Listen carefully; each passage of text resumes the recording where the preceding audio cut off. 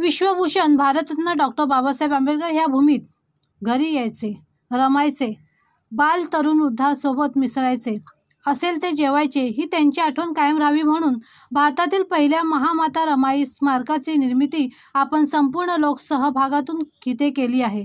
या स्मारकाचे उद्घाटन आमदार, खासदार नाही तर देशाच्या राष्ट्रपतीच्या हस्ते करण्यात आले आणि तोच उत्सव माता रमाई पुण्यतिथी ते स्मारक वर्धापन दिनापर्यंत विविध कार्यक्रमाने संपन्न होत आहे, असे मत माजी नगरसेविका लताताई राजगुरू यांनी व्यक्त केले.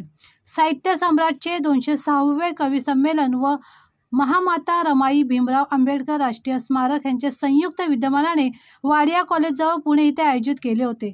महामाता रमाई स्मारकाच्या 7व्या वर्धापन दिनानिमित्त विविध कार्यक्रमामध्ये पुणे मनपा आयुक्त डॉक्टर राजेंद्र भोसले यांच्या हस्ते रमाई स्मारकास पुष्प अर्पण, स्वरांजली, संगीत ग्रुप, काराओके गाण्याची मैफिल, कवी गायक भगवान भेंडे आणि सहकारी यांचा एक शाम रमाई के नाम आणि कवी विनोद अष्टुळ व महाराष्ट्राचे नामवंत कवी यांचे रमाईच्या लेकरांचे कवी संमेलन अशा कार्यक्रमाचे आयोजन करण्यात आले होते.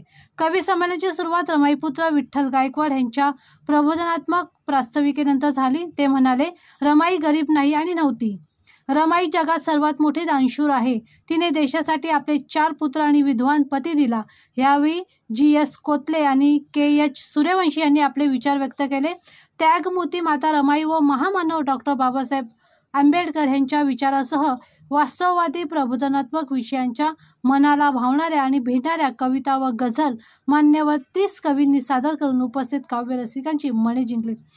विचारपीठावर मान्यवर GS कोतले गुरुजी, समाजसेवक KH सूर्यवंशी, लाखात एक रमाईची लेक लताताई राजगुरू, रमाई पुत्र विठ्ठल गायकवाड आणि साहित्य सम्राटचे संस्थापक अध्यक्ष विनोद अष्टुळ उपस्थित होते.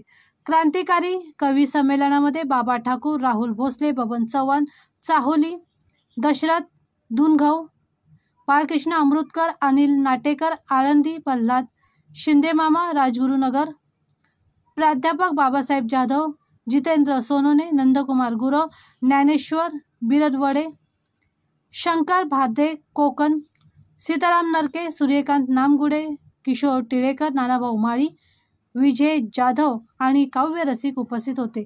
कार्यक्रमाचे प्रबोधनात्मक सूत्रसंचालन विनोद अष्टुळ यांनी तर आभार विठ्ठल गायकवाड यांनी मानले.